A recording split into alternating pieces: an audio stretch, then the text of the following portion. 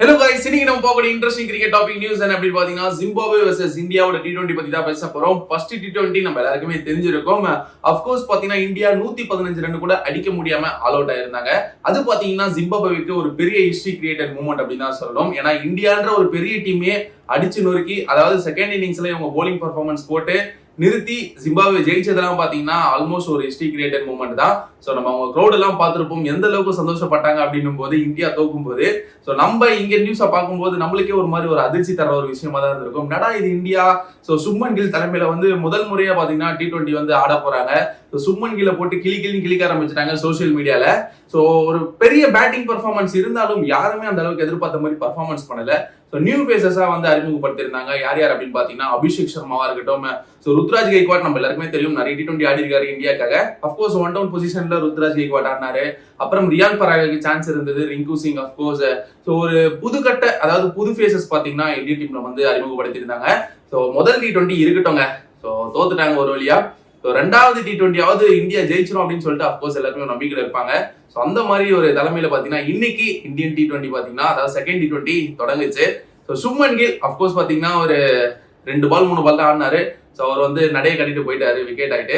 So Abhishek Sharma இன்னைக்கு பெரிய டாபிக்கே அவர் தான், ஒரு பெரிய சாதனை படைச்சிருக்காரு. அதை பத்தி தான் நம்ம இந்த வீடியோல பேச போறோம். அபிஷேக் சர்மா வந்து முதல் T20 டக் அவுட் ஆயிருந்தாரு, 3 பால் ஃபேஸ் பண்ணியிருந்தாரு. லெக் சைட்ல அடிக்க போன பால பாத்தீங்கன்னா ஸோ கேட்ச் பிடிச்சி டக் அவுட் ஆகி வெளியில போயிட்டாரு.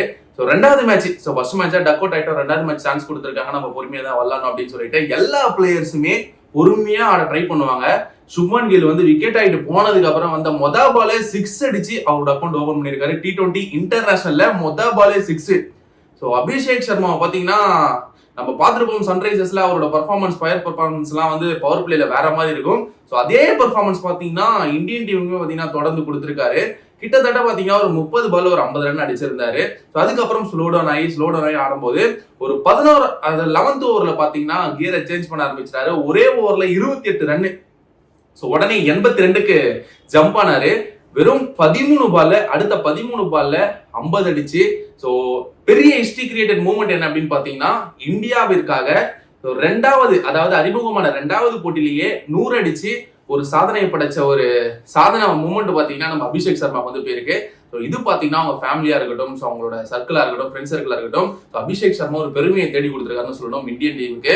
அவர் பாத்தீங்கன்னா 46 பால்ல 100 அடிச்சு, அதாவது ரெண்டாவது T20 46 பால்ல 100 அடிச்சு ஒரு பெருமையை தேடி கொடுத்திருக்காரு இந்தியன் டீமுக்கு. ஸோ அபிஷேக் சர்மா இதுக்கப்புறம் என்ன பேசுறாங்க அப்படின்னு பாத்தீங்கன்னா, ரோஹித் சர்மாவோட இடத்த வந்து அபிஷேக் சர்மா தான் பிடிக்க போறாரு அப்படின்னு சொல்லிட்டு சொல்றாங்க. அப்கோர்ஸ் ஷிகர் தவான் ஒருத்தர் இருந்தாரு. ஸோ அவரோட இடத்துக்குமே பாத்தீங்கன்னா ஒரு பெரிய ஒரு கொஸ்டின் மார்க் இருக்கு. லெஃப்ட் ரைட்னும் போது அப்கோர்ஸ் ஜெய்ஸ்வால் இருக்காரு, அபிஷேக் சர்மாவும் பேய் ஃபார்ம்ல இருக்காருன்னு தான் சொல்ல போனா. ஸோ அபிஷேக் சர்மாவோட இன்னிங்ஸ் வந்து இதுக்கப்புறம் அப்படியே தொடர்ந்து இந்தியன் டீமுக்காக நிறைய விஷயங்கள் அவர் வந்து சாதனை படைக்கணும் அப்படின்னு சொல்லிட்டு ஸோ என் சேனல் மூலியமா நான் வந்து தெரிவிச்சுக்கிறேன். கண்டிப்பா வந்து சாதனை படைப்பாரு. ஏன்னா சின்ன வயசுல ஒரு எமர்ஜிங் பிளேயரா இருந்து இந்த அளவுக்கு பாத்தீங்கன்னா பர்ஃபார்மன்ஸ் பாத்தீங்கன்னா இவ்வளவு தூரம் உயர்ந்திருக்கு அப்படின்னு பாத்தீங்கன்னா அவருடைய உழைப்பு தான் சொல்லணும். ஸோ SRHல இருக்கக்கூடிய பேட் கமின்ஸோட தலைமையில அவர் பேட்டிங் ஆனாலும் சரி, ஸோ இன்னைக்கு சுப்மன் கில் அவரோட தலைமையில பேட்டிங் ஆனாலும் சரி, அவரோட ஃபயர் பர்ஃபார்மன்ஸ் குறையாம இருக்குது. எனக்கு இன்னொரு பெரிய வருத்தம் என்ன அப்படின்னு பாத்தீங்கன்னா, ஸோ ரியான் பராக் அவருமே பாத்தீங்கன்னா ஃபர்ஸ்ட் வாட்டி சான்ஸ் கொடுக்கும்போது டக் அவுட்டா சம்திங் ஒரு 2 ரன் 1 ரன் தான் அடிச்சிருந்தாரு.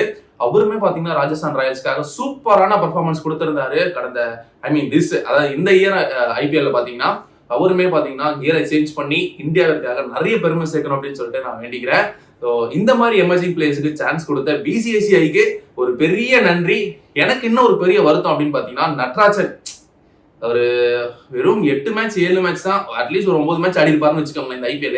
நிறைய விக்கெட்ஸ் எடுத்திருக்காரு, அவருக்கு ஏன் சான்ஸ் கொடுக்கல அப்படின்னு சொல்லிட்டு எனக்கு ஒரு பெரிய கொஸ்டின் மார்க் தோணுது. நட்ராஜனுக்கு ஏன் சான்ஸ் கொடுக்கல அப்படின்றத நீங்க என்ன நினைக்கிறீங்கன்றத கமெண்ட் பாக்ஸ்ல கமெண்ட் பண்ணுங்க. நட்ராஜனுக்கு ஏன் சான்ஸ் கொடுக்கல? இது ஒரு பெரிய கேள்வி தான். நல்லா தானே பர்ஃபார்மன்ஸ் பண்ணார் IPL. இவங்க நல்லா பர்ஃபார்மன்ஸ் பண்ணதுனால இவங்க எல்லாருக்குமே வந்து சான்ஸ் கொடுத்தீங்க. ஏன் நட்ராஜன் தான் நல்லா பர்ஃபார்மன்ஸ் பண்ணாரு, அவருக்கு ஏன் சான்ஸ் கொடுக்கல அப்படின்றது கொஸ்டின் பாத்தீங்கன்னா என் மனசுக்குள்ள இருக்கு. உங்களுக்கு என்ன தோணுது அப்படின்றத மறக்காம கமெண்ட் பாக்ஸ்ல கமெண்ட் பண்ணுங்க. இது போன்ற ஒரு இன்ட்ரெஸ்டிங் கிரிக்கெட் டாபிக்கோட உங்க சந்திக்கிறேன். Tata bye bye.